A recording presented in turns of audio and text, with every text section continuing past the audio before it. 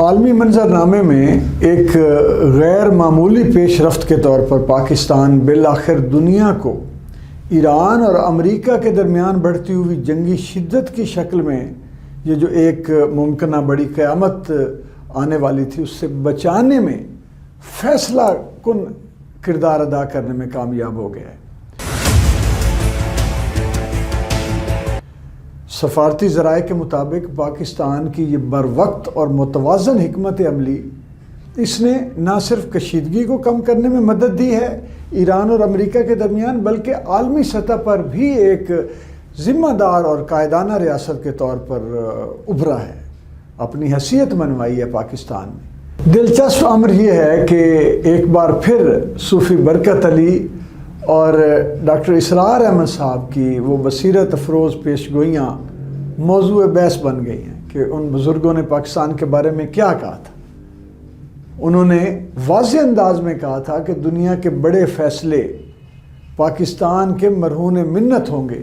لفظ ان کے تھے، بیان یہی تھا۔ روحانی و فکری حلقوں کے مطابق یہ محض اتفاق نہیں بلکہ ایک ایسی معنوی حقیقت ہے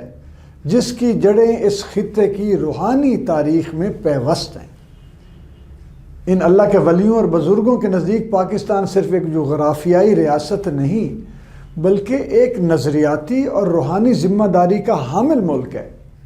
جسے وقت آنے پر عالمی سطح پر امن و توازن کے قیام میں کردار ادا کرنا تھا اور کردار ادا کر رہا ہے۔ گزشتہ 78 سالوں سے بار بار مسلط کی جانے والی جنگوں اور 40 سالوں سے ڈھائے جانے والے قیامتوں جو دہشت گردی کی شکل میں تھی، اتنی مشکلات کے باوجود آج پاکستان جس لیڈرشپ کا، سفارتی لیڈرشپ کا جس مقام پر ہے، کردار ادا کر رہا ہے، فائز نظر آتا ہے۔ اسے مبصرین خدائے ذوالجلال کی خاص مہربانی اور نظر کرم سے تعبیر کر رہے ہیں۔ جو اہل نظر لوگ ہیں ان کے مطابق آزمائشوں کا یہ طویل سلسلہ دراصل اس قوم کی تربیت کا ایک مرحلہ تھا جس نے اسے آج کے نازک عالمی حالات میں ایک مؤثر ثالث بننے کے قابل بنایا۔ روحانی بزرگان دین وہ یہ بھی کہہ رہے ہیں کہ اگر صوفی برکت علی کی تعلیمات کو دیکھا جائے تو وہ ہمیشہ امت مسلمہ کے اتحاد اور عالمی امن کے لیے پاکستان کے کردار پر زور دیتے رہے، جبکہ ڈاکٹر اسرار احمد صاحب نے بھی ہمیشہ اپنے خطابات میں اس خطے کو ایک فکری اور روحانی مرکز قرار دیا، اور وہ بار بار علامہ اقبال صاحب کے اشعار کوٹ کرتے تھے ڈاکٹر صاحب، جہاں سے عالمی سطح پر بڑے تغیرات جنم لے سکتے ہیں۔ یہ وہ خطہ ہے۔ آج کے حالات ان خیالات کی عملی تعبیر معلوم ہوتے ہیں اور یہ سب کو نظر آ رہے ہیں الحمدللہ۔ ادھر اس تناظر میں ایک ذاتی حوالہ بھی اہمیت اختیار کر گیا کہ تقریباً 27 سال قبل میں نے ایک صاحب بصیرت، دانشور اور ممتاز صحافی جناب زبیر رانا صاحب مرحوم سے اسی موضوع پر کتاب لکھنے کی درخواست کی تھی، اور اس کتاب کا عنوان تھا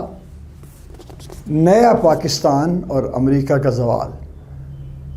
اور یہ نام میں نے خود تجویز کیا، یہ موضوع خود تجویز کیا، اور آج وقت نے اس کو ثابت کر دیا۔ ٹھیک ہے، میں یہ نہیں کہتا کہ امریکہ زوال پذیر ہے، لیکن پاکستان جس طرح ابھر رہا ہے تو یقیناً یہ ایک شاعر کی جو